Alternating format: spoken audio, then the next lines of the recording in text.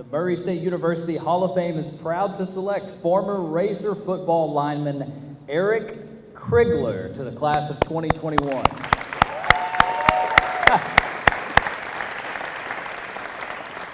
Eric was an All-Ohio Valley Conference and All-American lineman for the Racers from 1985 to 1989. He was a 1989 Associated Press All-American, member of the Murray State 86 OVC Championship team for Coach Frank Beamer. He was selected by the Cincinnati Bengals in the NFL Draft. He spent more than a full season with the Bengals, and he also played in the World League of American Football. Eric was a 1989 OVC Scholar Athlete and won the MSU Athletic Director's Character Award. He graduated cum laude at Murray State. He loves Murray State, and today he serves the university as our chairman of the Board of Regents. One of his good friends and one of the coaches who led him through an amazing college career is Mike Mahoney, who will now present Eric Crigler as a Murray State Hall of Famer. Ladies and gentlemen, Mike Mahoney.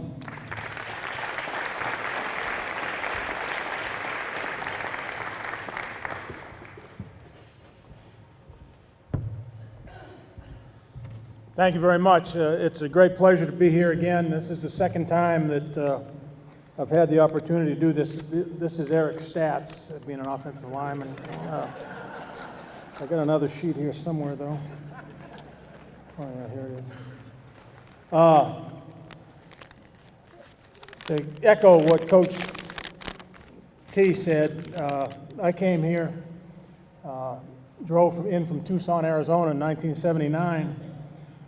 And I said to Tommy Liggins, Tommy, where's all the bars? And I said, man, I told you it's a dry county. What did you think, it didn't rain here very much? And so for a kid from Massachusetts that coached 46 years, greatest game in the world, the best 12 years of my life were spent in that building across the road. And it, like Coach T said, wasn't because it was a great facility, which it was, but it was because of these guys I coached, the guys I coached with, the wonderful people in the athletic department that supported us, and the great people in town. So many of them I'm still friends with, and Coach T, as you know, so many of them were so helpful, giving you advice on what plays to call and things like that. And as a disclaimer, I recruited West Tennessee, Memphis, and the Mississippi JUCO, so I'm not the one that screwed up and didn't offer him when he came out of high school. I looked at the 85 press guide at home before I came up. He isn't even mentioned. So to go back to those days, we brought 130 guys into camp. I think that's illegal now, isn't it, Kevin? Slightly, but that's the way it was. We had an overflow locker room. Craig was probably in there.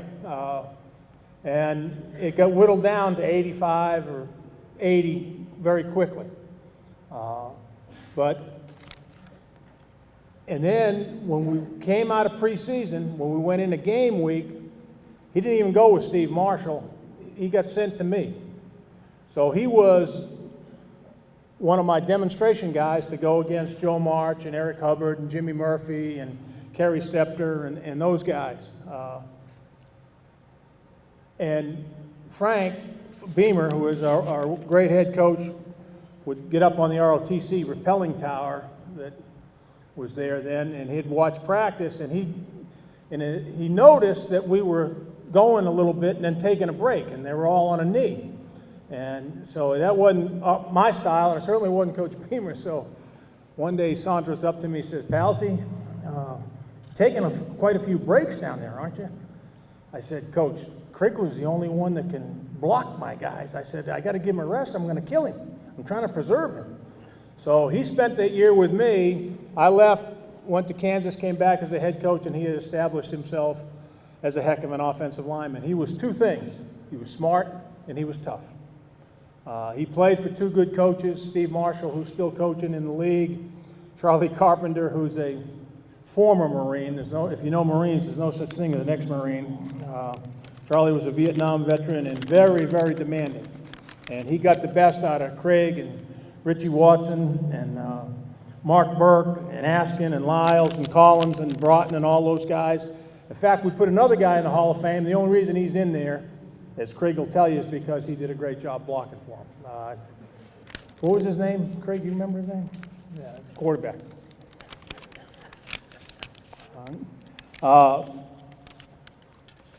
So you go from being a walk-on that nobody knows who you are to being all OVC, All-American, drafted by the Cincinnati Bengals because you're tough and you're smart and you persevere. And we coached them a little bit different in the 80s than they coach now. We weren't worried about hurting their feelings. Charlie Carpenter certainly didn't worry about hurting anybody's feelings in the offensive line. One night at North Texas State, we had a really bad first half. It was 28-0. We had a couple fumbles, an interception. It was ugly. And Craig showed some great agility at halftime. While the head coach was going in a tirade, a trash can got launched in Eric's direction. Eric leaned one way, Richie Watson leaned the other way, and it missed both of them. Of course, I was smart enough to throw it, but not hit my best two offensive linemen. And we wound up losing the game 28-17, but it was a heck of a second half for the Racers. You do this, and you do a job, and you're coaching, and the thing that it's so rewarding to us as coaches is the young people you deal with. And this guy persevered. He was smart. He was tough. He was a real good football player. And that's why he's in the Hall of Fame. And it's great that the Hall of Fame recognizes offensive linemen, because I know if I'd gone to lunch anytime in Murray while I was coaching here and said to any of the guys in the Booster Club, name our 5 starting offensive linemen, they'd go, well, let's see, there's that big kid from New York, 73, 68, he's one, isn't he? What's the little center's name from Pennsylvania? They wouldn't know who they are. Their parents knew who they were. Michael Proctor knew who they were. The running backs knew who they were, because we had some real good offensive linemen, and he was the best of them. And I'm very proud to introduce, as a Hall of Fame member to this great university, Eric Crigler.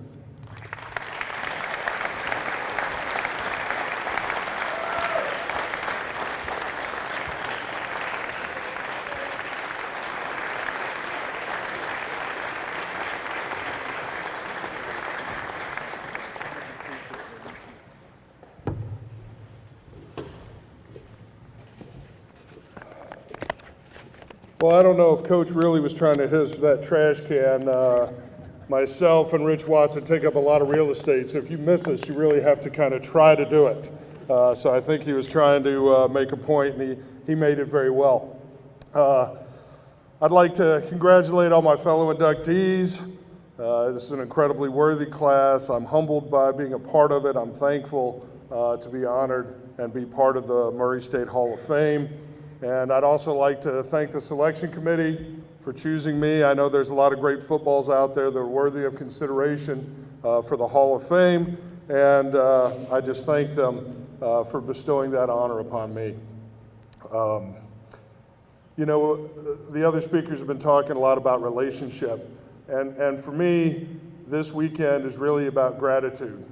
When you get that call, first thing I did was start just writing down all the people that I wouldn't have gotten to this point without, right? And but I decided it probably wasn't the best just to read a list of names. So I just want to talk a little bit about some of those people tonight in the speech. And there's a verse in Colossians that talks about gratitude, and it says, wherever you do, in word or deed, do everything in the name of the Lord Jesus, giving thanks to God the Father through him. And I know it's a cliche to, stick a mic in a former athlete's face and they say, thanks my Lord and Savior Jesus Christ, but I just feel like I need to thank God for the many blessings that I've received, and tonight is certainly one of those. Just a little background on myself. I was raised in Louisville, Kentucky, and had 2 committed, faithful parents that tried to teach me right from wrong, and they lived out their faith every day. And I saw them living out a life of integrity. I really wish they were still alive to share this night with me. but I am grateful that my sister Kimberly Dorn and her family is here with me tonight. So my football journey, it wasn't like some of the Hall of Fame folks that were just, great the minute they picked up a ball or a rifle or a club. I kind of grew into that over time. Coach mentioned I was a walk-on. And when I was younger, I was never supposed to play football. My mom did not want me to play football. I'd get hurt if I played football, so she signs me up for soccer. And the ironic thing is, it did tremendous, it helped my footwork great when I went back to play football. And the other thing is, the worst injury I ever got was actually in soccer and not in football. So who knows? But my mom didn't count on my 9th grade gym teacher, Ted Mason, who also happened to be an assistant football coach. And he recruited me with the oldest trick in the book to get offensive linemen to come out for the team. He promised that I could try out as tight end. And so my mother never would sign the release paperwork necessary for me to play, but thankfully my father did. He was one of the hardest working people I knew, but he always found time to come and watch my football games. So I just want to fast forward to early in 1985. I was a 17-year-old, 225-pound senior, which may explain why I wasn't in the press packet there. I never did get that tight end tryout, but I did kind of settle into being an offensive lineman for my O-line coach in high school, Jim Thompson, who was a Murray State grad. And I just finished this wonderful season, the best in Louisville Ballard's history, where we made a run all the way to the state championship. And we lost in the state championship in a heartbreaker, 14-10, right? And my head coach is a guy named Bobby Redmond. He became a Hall of Fame head coach. He won 3 state championships at Louisville Male High School, 317 career wins. But we were the first team in Kentucky public school history that beat Trinity and St. X in the same year. And we gelled at the right time and just came together right during the playoffs and made this run. And it was just this dream season. And so I just knew I wanted to play college football. And for some reason, I thought I could. Unfortunately, no college coaches agreed with me. And I did everything I could think of. I filled out questionnaires, it was a paper back then, you didn't have an internet. I sent these VHS tapes to college coaches trying to get interest. I called Western Kentucky and the University of Louisville, and I couldn't get a call back from any of the coaches. But there was this one young coach from Murray State by the name of Bud Foster, who came by my high school. And he was probably young and inexperienced, and that's probably the only reason he gave me the time of day. But I remember he kind of stood up next to me, and he put his foot next to mine, and he said, well, maybe you'll grow into your feet one day. And I did, to say the least. So we decided to go on a recruiting trip, and Murray seemed like a world away. I was from Louisville, and Murray was it probably took 5 hours with the toll roads on Western Kentucky Parkway, and I didn't know anybody there, and I was scared to death. And I go on this campus tour with some other recruits, and I meet this tall, lanky recruit from Georgia named Michael Proctor on the same campus tour. So I guess it was a pretty good weekend for Racer football, but I got to know Michael a little bit on the tour, and we go around, and what I didn't know was later he pulled the coaches aside and asked if all his offensive linemen were going to be as skinny as me, or would they have some big guys to protect him, right? And I remember that weekend, it was February 16th, 1985, because that's the last time anybody's referred to me as skinny.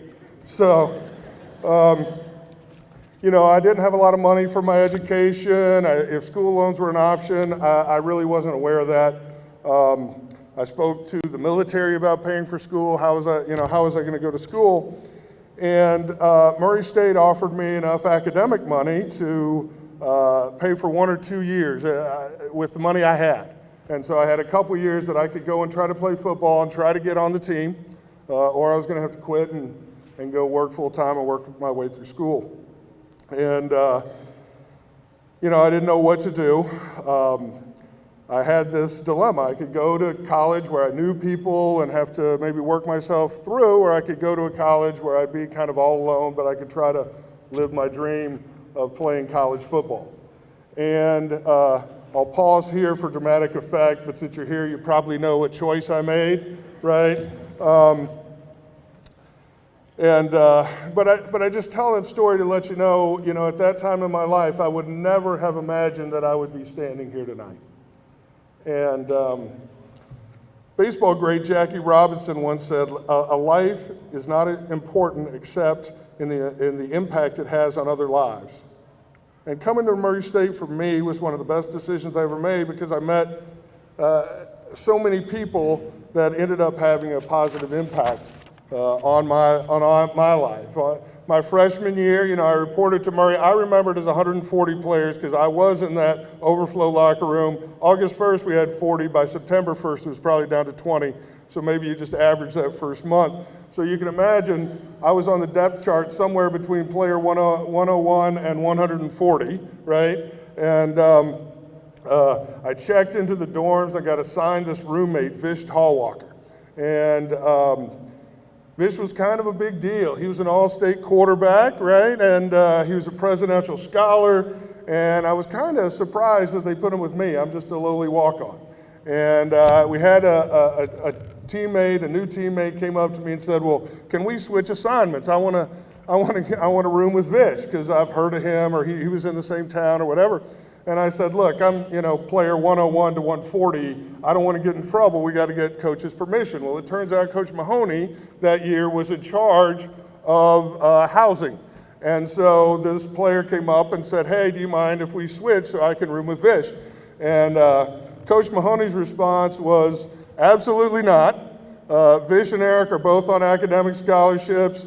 I'm rooming them together, and I'm putting them over in Hart Hall so you knuckleheads at Franklin can't screw them up."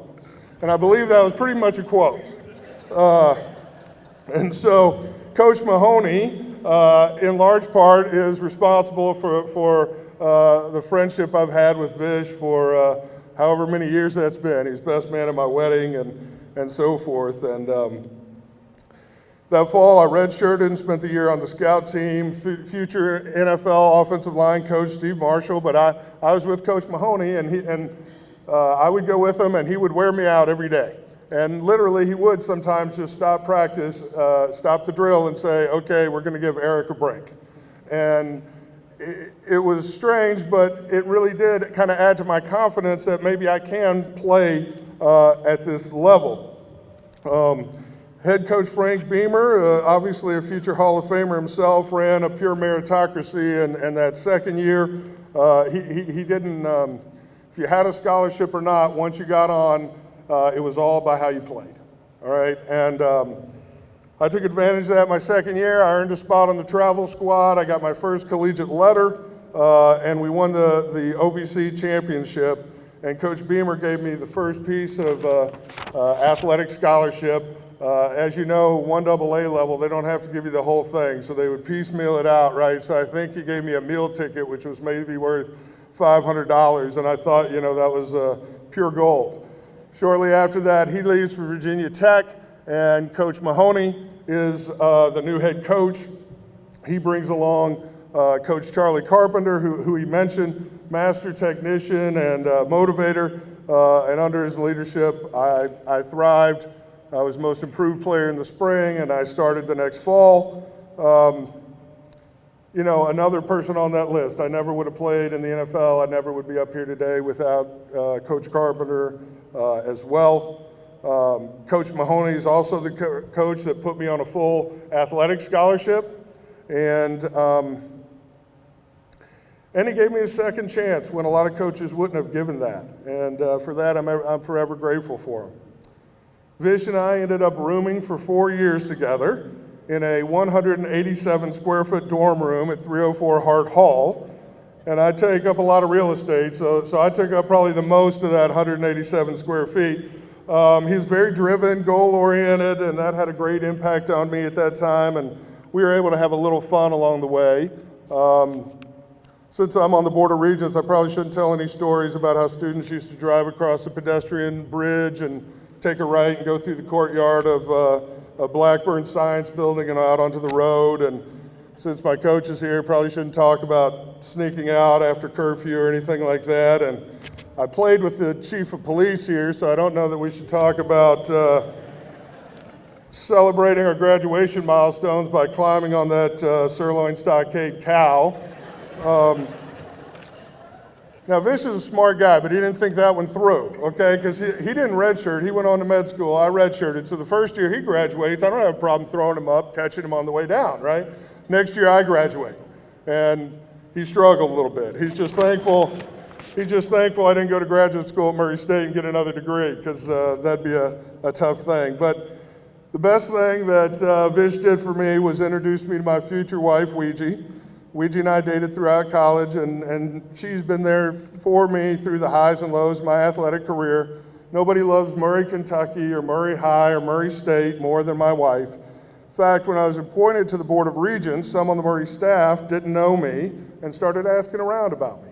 And what they kept coming back is, oh, he's Ouija's husband.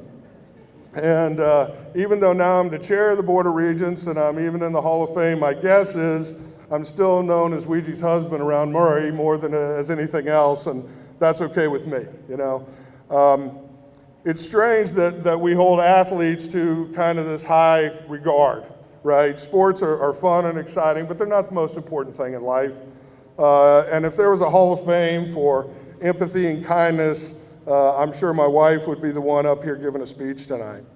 So Ouija, I just want to take this opportunity to thank you for working through the ups and downs of 28 years of marriage, for being loyal and faithful during our triumphs and tragedies, and thank you for always trying to find the good in others and the joy in life. I love you very much. You're also, yeah, give it up for her, yeah. You know, you're also a wonderful role model to our three daughters, Maggie, Abby, and Lily.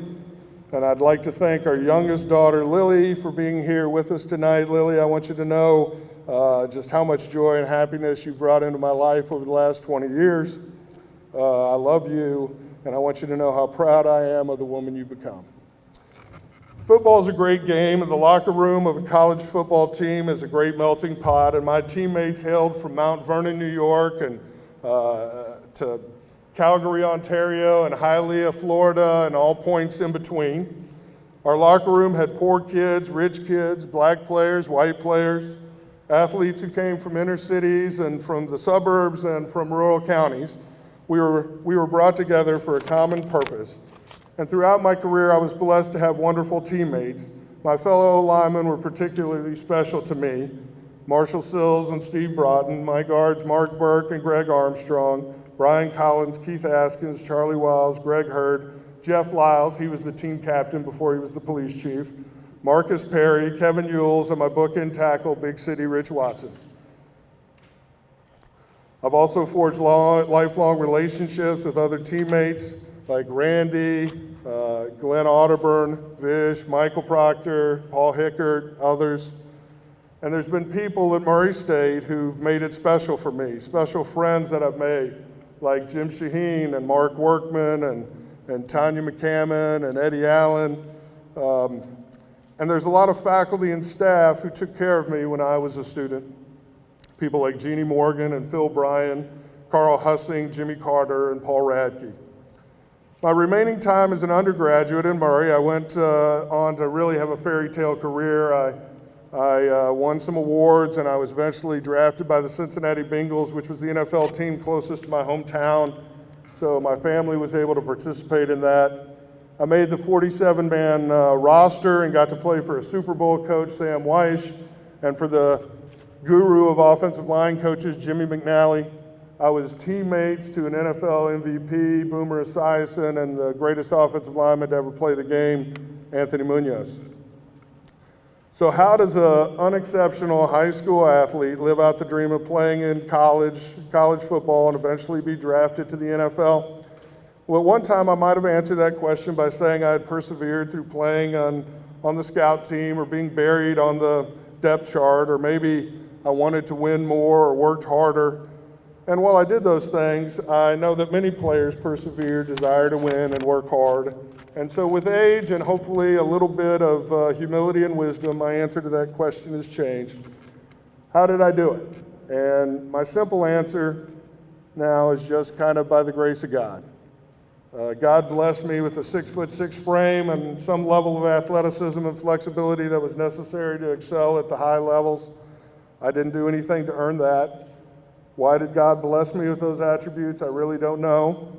But I also don't know why He grants me grace every day when I inevitably fall short of His standard, but He does, and I'm thankful for that. Thomas Merton once said, "The grateful person knows God is good, not by hearsay, but by experience, and that is what makes all the difference." I've been able to experience the goodness of God and the highs of winning a championship and living out my dreams, and now by being selected in the Murray State Hall of Fame, but also in the quiet and low times in my life when I know He will not forsake me. God brought me to this place, this wonderful place called Murray, Kentucky, at an appointed time, and put these terrific people in my life that would have such a great impact on me. I'm so grateful for my family and my friends, for my coaches and my teammates. I'd like to thank the people of this wonderful community and this fine university. It's been over 32 years now since I wore the blue and gold uniform of the Racers. And now I'm being inducted into the Murray State Athletic Hall of Fame, and I can honestly say it was worth the wait. May God bless you, may God bless Murray State University, and go Racers.